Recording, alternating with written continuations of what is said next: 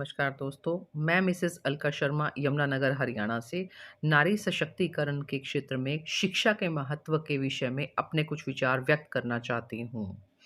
जैसा कि आप जानते हैं कि किसी भी समाज में 50% की भागीदारी महिलाओं की होती है। यदि किसी देश को प्रगति के मार्ग पर अग्रसर करना है, तो उसके लिए उस देश की जो महिलाएँ हैं, उनको सशक्त करना बहुत ज़रूरी है।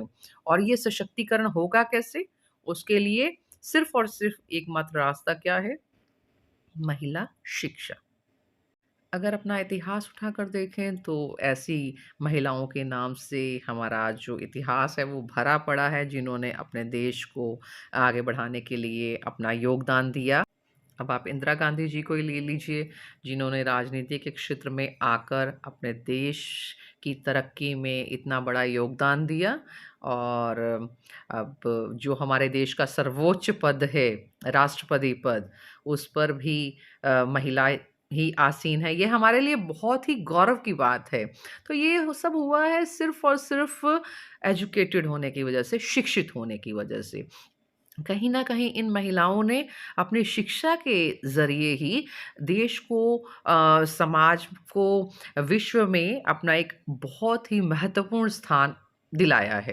अब आप कल्पना चावला जी को ही देख लीजिए, जिन्होंने 19 नवंबर 1997 को पहली महिला अंतरिक्ष यात्री बनने का गौरव प्राप्त किया और हमारे भारत देश के नाम को दुनिया के पटल पर स्वर्णिम अक्षरों से लिख दिया।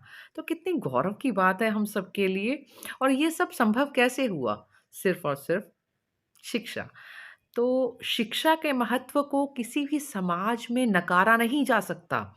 ये सिर्फ़ और सिर्फ़ हमारी सोच पर निर्भर करता है। यदि किसी देश की महिलाएँ शिक्षित हैं, तो वो आत्मनिर्भर बन सकती हैं और साथ ही साथ एक अच्छे परिवार का निर्माण कर सकती हैं। अब एक अच्छे परिवार से एक अच्छे समाज और एक अच्छे समाज से एक अच्छे राष्ट्र का निर्माण होता है। तो महिला सशक्तिकरण के लिए शिक्षा के महत्व को नकारा नहीं जा सकता। हालाँकि सरकार द्वारा ऐसी कई योजनाएँ चलाई जा रही हैं, जिसमें वुमेन एजुकेशन के लिए काम किया जा रहा है। तो लेकिन उसके साथ-साथ ज़रूरी है हमारे लिए शिक्षा के महत्व को समझना, उसकी वैल्यू करना। हमें ज़रूरत है अपनी सोच को बदलने की। महिलाओं को तो ज़रूरी है ही खुद को शिक्षित करने के लिए अपना हर प्रयत्न करना। साथ ही साथ पुरुषों से भी मैं ये अपेक्षा रखती हूँ कि वो भी अपने परिवार की हर महिला को शिक्षित देखने का सपना रखें।